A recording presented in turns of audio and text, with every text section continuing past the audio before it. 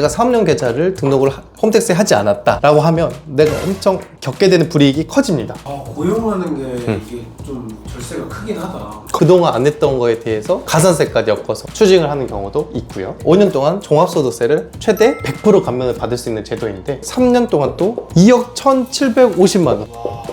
이러한 비용 처리를 누락하지 않는 게 가장 큰 핵심이다. 이거를 꼼꼼히 해주는 세무사 사무실에 맡겨야 되는 이유도 바로 여기에 있고요.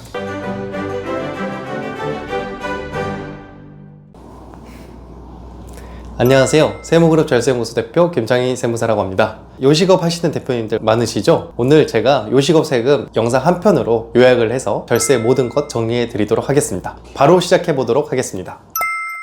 사업자 등록 전후에 체크해야 할 리스트를 설명을 드려보겠습니다. 사업자는 크게 간이과세자와 일반과세자를 나뉘는데요. 간이와 일반 중 내가 어떤 사업자를 먼저 낼지를 고민을 하셔야 됩니다. 일반적으로 간이가 당연히 좀 유리한 부분이 있습니다. 매출액의 1.5%, 일반적으로 일반과세자든 매출액의 10%에 대해서 과세가 되지만 부가가치세가, 간이는 매출액의 1.5%만 부가가치세를 내면 되기 때문에 일반적으로는 간이가 유리합니다. 하지만 내가 초기 투자액, 인테리어를 힘준다든지 하는 등의 이유로 초기 투자 비용이 크다고 한다면 내가 오히려 일반을 하는 게 더 유리할 수도 있습니다. 왜냐하면 일반은 환급이 가능한 반면에 간이는 환급이 불가하기 때문이죠. 따라서 내가 간이가 유리할지 일반이 유리할지를 먼저 사전에 파악을 하신 후에 더 유리한 방향으로 사업자를 내시면 된다 라고 보시면 되세요. 근데 지역적 이유로나 다른 기타 이유로 간이가 불가한 분들이 계세요. 그러면 무조건 일반으로 내야겠죠? 그렇다고 하면 간이로 냈을 때 그리고 일반으로 냈을 때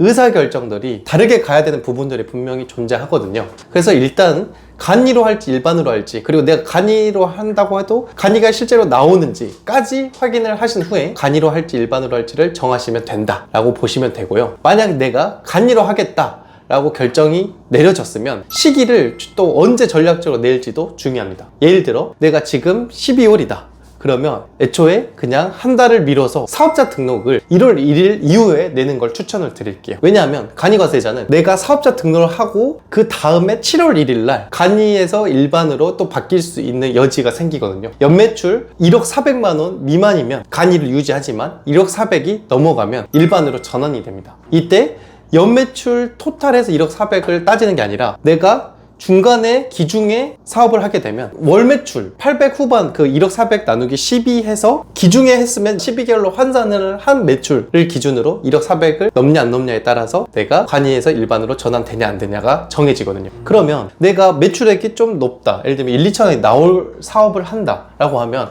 이분은 12월에 하면 바로 그 12월에 1,000만 원이 매출이 넘는다 라고 하면 그 다음에 7월 1일 날 예를 들면 지금 25년 12월에 만약에 사업자를 냈다 라고 하면 26년 7월 1일 날 바로 전환이 되거든요. 근데 26년 1월에 사업을 시작하신 분들은 27년 6월 30일까지 간이를 유지할 수 있기 때문에 내가 매출액이 엄청 높더라도, 그래서 전략적으로 한 달을 늦게 하시는 걸 추천드릴게요. 근데 간이과세자에서 일반과세로 넘어가는 금액이 8,500인가 였지 않았어요? 원래 8천만 원이었는데 24년 7월 1일 날 이제 법이 개정되면서 그게 1억 400으로 늘어났습니다. 점점 이제 사업하시는 분들 사업하시기 좋은 환경이 되어가고 있는 건가요? 그렇죠. 어떨 때는 불리해지고 어떤 영역에서는 또 유리해지고, 그래서 항상 어쩔 땐 납세자가 유리하고 어쩔 땐 납세자가 불리한데 유리한 방향은 최대한 취할 건 취하고 불리한 부분 최대한 피해가면서 사업을 하셔야 된다. 그러기 위해선 전문가의 상담이 필요하다. 항상 느끼는 건데 나라는 절대 손해 안 보는 것 같아요.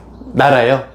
근데 이 부분에 있어서는 어떻게 보면 납세자를 유리하게 해주는 거라고 볼 수 있습니다. 그래서 이렇게 간이로 할 거면, 그래서 내가 만약에 1월, 2월 이렇게 사업을 한다고 하면 최대한 빠르게 사업자를 내는 걸 추천을 드립니다. 전략적으로, 그래서 어쩔 때는 내가 조금 전략적으로 느리게, 또 어쩔 때는 최대한 빠르게 사업자를 내는 게 유리하다라고 보시면 되십니다. 근데 간이사업자로 끊었다가 네. 거래처가 세금계산서 끊어달라고 하면 어떡해요? 그 얘기를 제가 막 드리려고 했는데요. 간이과세자를 내가 냈다고 하더라도 일반 과세자, 즉 거래처 상대방이 일반 과세자면 간이과세자는 세금계산서를 처음에 뗄 수가 없기 때문에 이때는 내가 간이를 내고 싶어도 일반으로 내야 돼요. 근데 다행히 음식점은 대부분 최종 소비자를 대상으로 하는 업종이기 때문에 방금 PD님이 말씀하신 경우는 거의 극히 없지만 어쨌든 음식점을 불문하고 내 업종 주된 거래처 대표님이 일반 과세자이고 나한테 세금 계산서와 같은 증빙 서류를 발급을 요구한다면 간이를 내가 내면 안 됩니다. 실제로 방금 PD님이 말씀 주셨듯이 그런 분들이 최근에 저한테 연락을 주신 적이 있거든요. 그래서 제가 바로 간이 과세를 포기하고 일반으로 해서 세금 계산서를 발급하는데 무리가 없도록 도와드린 적이 있는데, 만약에 이분이 조금이라도 늦었다고 하면 일반으로 할 수가 없었거든요.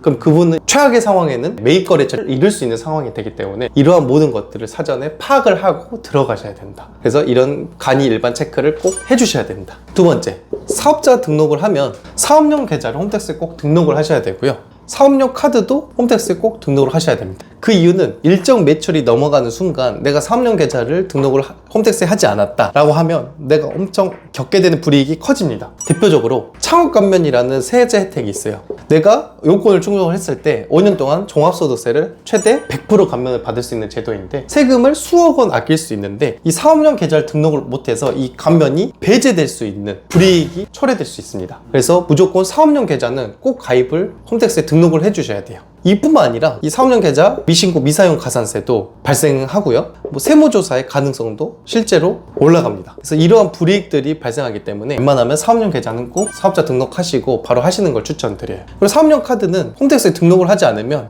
이걸 세무사님이 누락이 됐다. 사실 카드를 등록을 하지 않으면 내가 사업용 비용을 카드 엑셀 파일로 해서 세무사님한테 드리고 이거에 대해 빠졌으니까 이거 비용 처리해 주세요 라고 해야 되는데, 이런 게 또 누락이 될 수가 있어요. 누락이 된다면 그만큼 내가 안 내도 될 부가세, 안 내도 될 종소세를 과하게 낼 수 있는 불이익을 받을 수 있습니다. 그래서 꼭 사업자 등록을 하고 나서는 사업용 계좌랑 사업용 카드는 홈택스에 등록하실 걸 추천드립니다. 이거 매우 중요해요. 대표님, 어떻게 보면은 이게 절세할 수 있는 방법이지만 내가 나라에 이렇게 하고 있습니다 라고 투명하게 전부 다 신고하고 매출 매입 증빙을 잘 챙겨서 신고하는 게 오히려 아낄 수 있는 방법이겠네요. 그렇죠. 사실 사람들은 뭔가 내가 누락을 해야 아낄 수 있다 라고 생각을 하는데, 결론을 말하면 요즘 같은 시대에 누락을 하기가 사실상 대단히 쉽지 않습니다. 오히려 리스크가 엄청 크죠. 뭐 현금으로 장사를 한다든지. 맞습니다. 사실 현금으로 장사를 하더라도 내가 이거 다 다른 계좌로 받으면 되는 거 아니야? 라고 생각할 수 있지만, 사실상 국세청에는 빅데이터가 있어서 실제 내 업종이 현금 매출이 어느 정도 된다는 것도 다 알고 있습니다. 그래서 내가 현금 매출을 극단적으로 신고를 조금이라도 누락을 했을 때 이게 유의미한 수치가 된다면 국세청에서 실제로 현장 조사가 나와서 이제 하는 경우도 있고, 하다못해 모텔 같은 경우에, 그러니까 음식점도 마찬가지로 전기세 사용량으로 물세, 수도세 이런 사용량을 역산해서 매출을 추정하기도 합니다. 네. 무섭네요.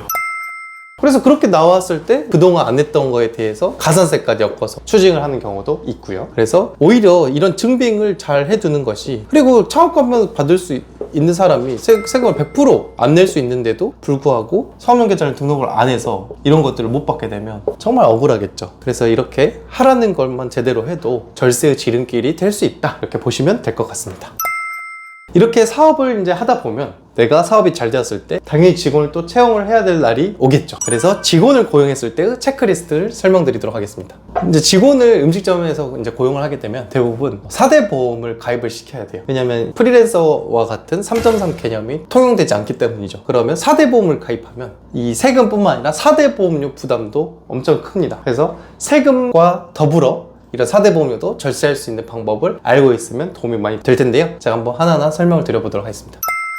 먼저 4대 보험 직원을 고용을 했을 때 세법에서는 너가 고용을 촉진했다고 해서 기특하다, 그래서 세금을 깎아주는 제도를 도입을 하고 있습니다. 그래서 청년을 고용을 했을 때 수도권 기준으로 한 명당 무려 1,450만 원을 세금에서 깎아줍니다. 그리고 이거를 한 명을 고용을 하고 나머지 또 2년 동안 또 유지를 한다. 그래서 도합 3년을 채용을 하고 있다 라고 하면 3년간 4,350만 원에 대해서 세금을 깎아줍니다. 4대 보험을 넣는 건 전제 조건 하에죠. 그렇죠. 4대 보험 정직원을 채용을 했을 때. 저 몇 명까지 가능한 거예요?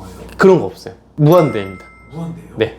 청년이기만 하면 되는 거예요? 청년이 아니어도 돼요. 청년이 아니어도, 청년 외여도 수도권 기준 1인당 850만 원 세액공제를 해주고, 마찬가지로 3년이면 2,550만 원 공제를 해준다. 공제라는 게 네. 세금을 깎아주는 게 아니라 매출이 1억이면 4,350만 원을 제한 나머지에서만 세금을 매긴다, 이런 뜻이죠. 아니요, 그거는 소득공제.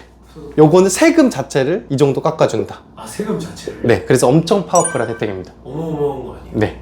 예를 들어 A 음식점에서 청년을 5명 채용했다 라고 하면 1년에 1450 곱하기 5 그래서 7250만원 종합소득세에서 차감을 해준다. 물론 이 최저한세 개념이 있어서 35%막 45%뭐 이런 한도가 있는데 그거는 무시하고 어쨌든 7250만원 대표가 궁극적으로 낼 세금에서 차감을 해줘요. 엄청 크죠. 그리고 이거를 3년 동안 유지를 했다. 5명을 고용하고 3년간 유지를 했다. 그리고 중간에 A가 나갔을 때 B를 채용을 해도 유지를 시키면 결국에 이 5인을 유지만 시키면 3년 동안 또 2억 1750만원 대표가 낼 세금에서 차감을 해줘. 그래서 엄청 드라마틱한 제도이다. 이런 통합고용 세액공제를 모르시는 분들도 많이 계시더라고요. 누구나 할 수 있어요. 연봉 2천 주고 고용한다고 네. 했을 때 그러면 450만 원만 주는 꼴이에요?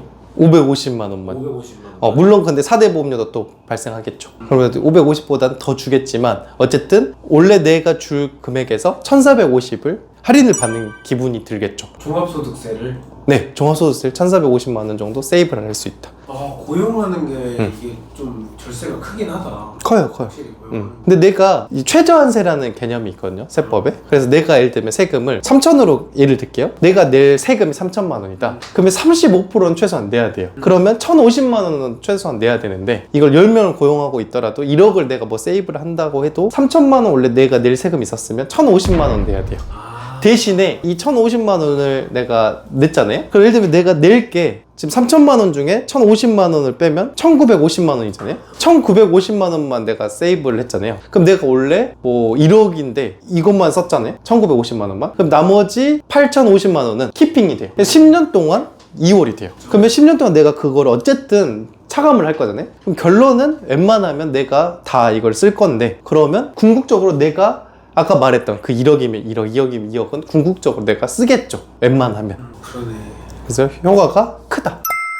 네, 청년 일자리 도약 장려금. 줄여서 청일도라고 하는데요. 이게 근로자가 5인 이상인 음식점에 적용이 되는데 만약에 사장님이 청년이다. 청년이 창업한 음식점은 1인 이상이면 됩니다. 그래서 5인 이상이 아니어도 된다. 5인 미만이어도 된다. 그래서 먼저 한 명이 있어야 되고 추가로 청년을 1인을 추가 채용할 때 이때부터 청일도가 가능하다. 그래서 청년 일자리 도약 장려금을 이제 요건이 있을 거잖아요. 사실 통합고용 세액공제는 요건이 그냥 없어요. 그냥 직원만 고용하면 아무 따 그냥 세액공제를 해주는데 이건 좀 요건들이 있다. 그래서 요건을 뭐 만 15세에서 34세의 취업 애로 청년을 채용을 해야 최대 720만 원 사장님이 고용지원금을 받거든요. 아, 이거는 현금을 주나요? 그렇죠.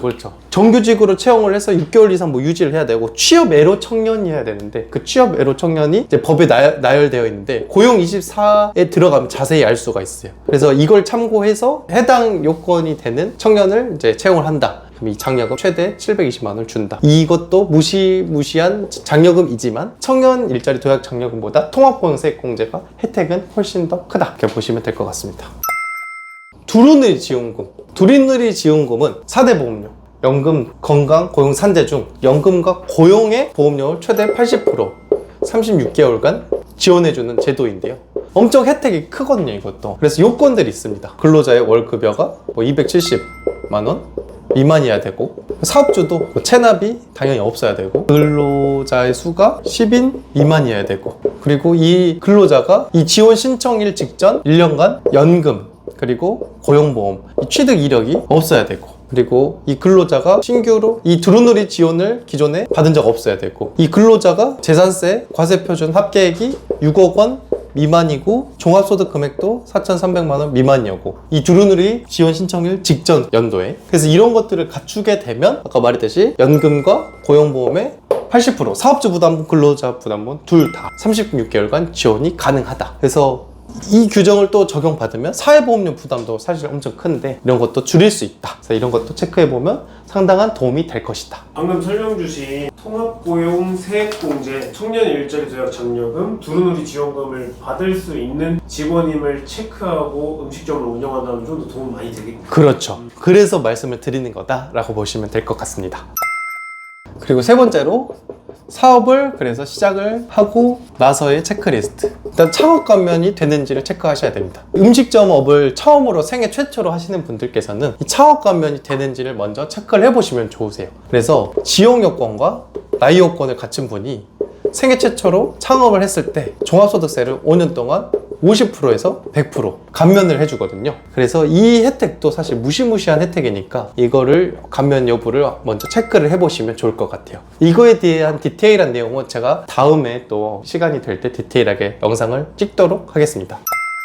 한 가지만 제가 말씀을 드릴게요. 한식, 외국식, 그리고 뭐 분식, 뭐 베이커리, 기사식당, 뷔페, 이동하는 뷔페 식당 뭐 이런 것들이 세법에선 다 분류가 다릅니다. 내가 한식을 기존에 했더라도 이번에 일식집을 한다, 생애 최초 창업이고요. 내가 베이커리 카페를 했었다, 그리고 이번에 분식집을 한다, 다 생애 최초 창업으로 인정이 됩니다. 이게 다 하나같이 다 같은 음식점으로 생각을 해서 이 창업 감면을 놓치시는 분들이 많이 계시는데요. 결론을 말하면 이 모든 것들이 다 세법에서는 다 다른 창업으로 인정이 되기 때문에 이 부분은 꼭 놓치지 말고 챙겨주세요. 그러면 음식점을 맨 처음에 한식으로 시작한 분이 돈을 좀 벌었어요. 네. 그 다음 사업자 하나를 더 내서 외국식하고, 네. 사업자 하나 더 내서 분식하고, 네. 사업자 하나 더 내서 베이커리 하고 해도 다 감면을 받을 수 있습니다.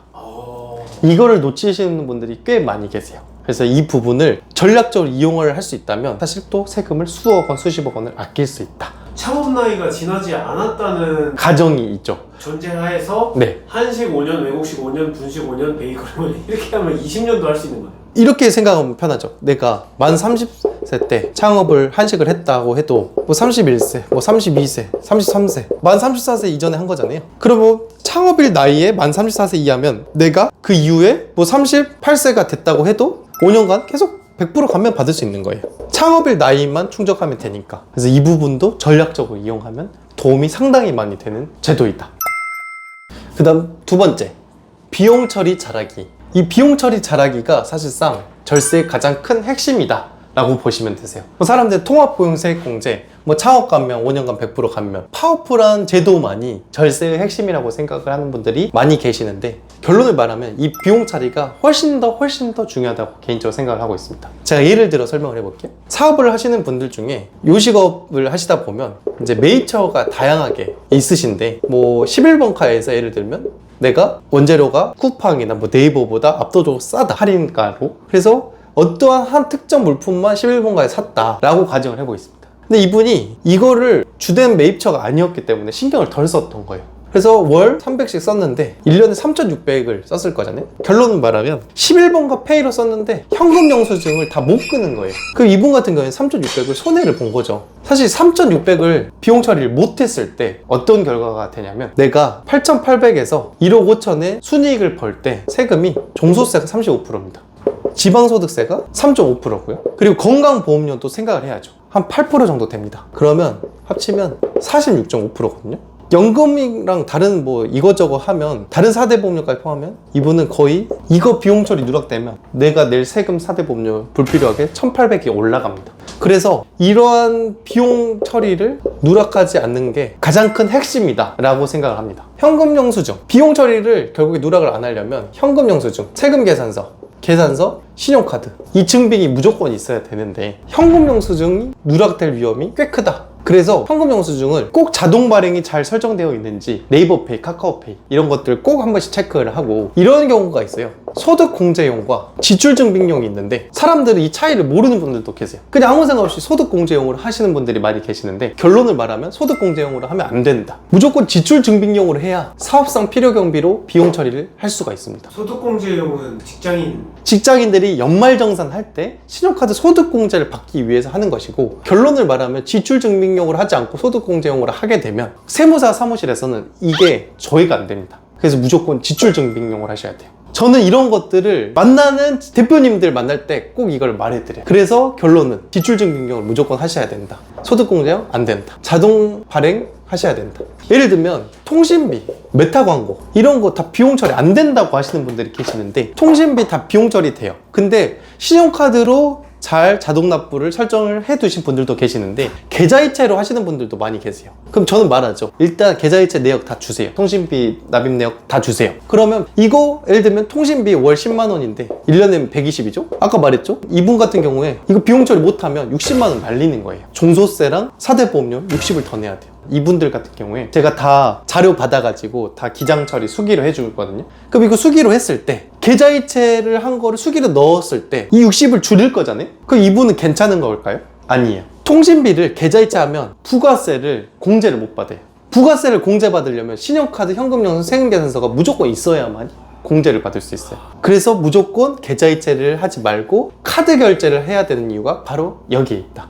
결론. 내가 이거를 무조건 챙겨야 되는데 귀찮으니까 무조건 계좌이체 말고 신용카드로 걸어라. 두 번째, 메타 광고 같은 것들은 해외 결제분이어서 애초에 카드로 결제를 했더라도 홈택스에 안 뜹니다. 그래서 이거는 세무사 사무실에 수기로 해외 카드 사용 승인분을 카드사에서 조회해가지고 카드 엑셀 파일을 세무서에 줘야 됩니다. 세무사님한테. 그래서 이거 비용 처리 수기로 해주세요. 이게 누락되면 마찬가지로 월 뭐 50씩 썼다. 그러면 1년에 600을 썼으면 이 600에 대해서 거의 300 정도 누락이 되겠죠. 이 구간에 있는 사람들은 그럼 불필요하게 300을 소득세 4대 보험료를 내야 되는 거예요. 그래서 비용 처리를 잘 해야 되는 이유가 바로 여기에 있다. 그래서 꼭 음식점 하시는 대표님들께서는 이러한 매입처 관리, 비용 관리를 무조건 잘 하셔야 됩니다. 이거를 꼼꼼히 해주는 세무사 사무실에 맡겨야 되는 이유도 바로 여기에 있고요. 이렇게 들어보니까 저도 이제 사업자이지 않습니까? 네. 그래서 네이버페이 네네. 지금 확인해봤는데 소득공제용으로 돼 있었어요, 여태까지. 뭔 개소리야!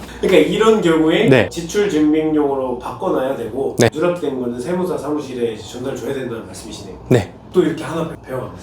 뿌듯합니다. 그래서 항상 이런 걸 보면 저는 진짜 항상 말하거든요. 사실 PD님한테도 말한 적이 있거든요. 근데 이런 것들을 제가 설명을 할 때랑 그냥 뭔가 자료를 저희가 사무실에서 보냈을 때랑 또 체감하는 게 달라요. 그래서 이런 것들은 꼭 제가 한 번씩 설명을 직접 드려야 된다고 느끼고 다른 음식점 대표님들도 이 부분을 꼭 명심을 해주셨으면 좋을 것 같습니다. 촬영 끝나고 다 바꿔놔야겠네요. 네.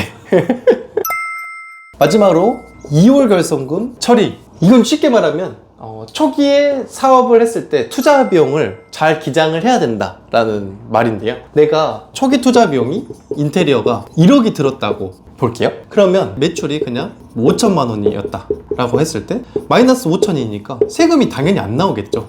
번 게 없으니까. 근데 문제는 다음에 있습니다. 다음에 이제 매출에서 비용을 뺀 순이익이 1억일 때 가정을 해볼게요. 그러면 내가 작년에 적자보험 5천만 원을 하면 난 사실상 지금까지 토탈 누적 순이익은 5천이잖아요. 근데 이게 만약에 기장 처리가 안 되어 있으면 세금은 1억에 대해서 내야 됩니다. 1억에 대한 세금은 2,156만 원. 정확한 금액이고 대략 2,100이 나오는데요. 반면에 이거에 대해서 내가 2월 결손금 처리, 즉 기장 처리를 해놨으면 5천만 원에 대한 세금만 나오고 700원도로 나와요. 3배 차이가 넘게 나죠. 내가 작년에는 사업을 시작하느라고 결과적으로는 순수익이 하나도 없다라는 거를 2월 결손금 처리를 해야 된다. 그렇죠. 이거를 기장을 해놓지 않으면 이렇게 세금을 과다하게 낼 수밖에 없습니다. 그래서 이런 것들을 또 모르시고 초기에 그런 비용들을 잘 기장 처리를 안 해놓는 음식점 사장님들이 대단히 많이 계세요. 그래서 이 부분도 내가 사업한 이후에 좀 시간이 지나서 기장을 맡겼다고 하면 세무사님께 꼭 이런 것들도 처리를 소급해서 해달라고 말을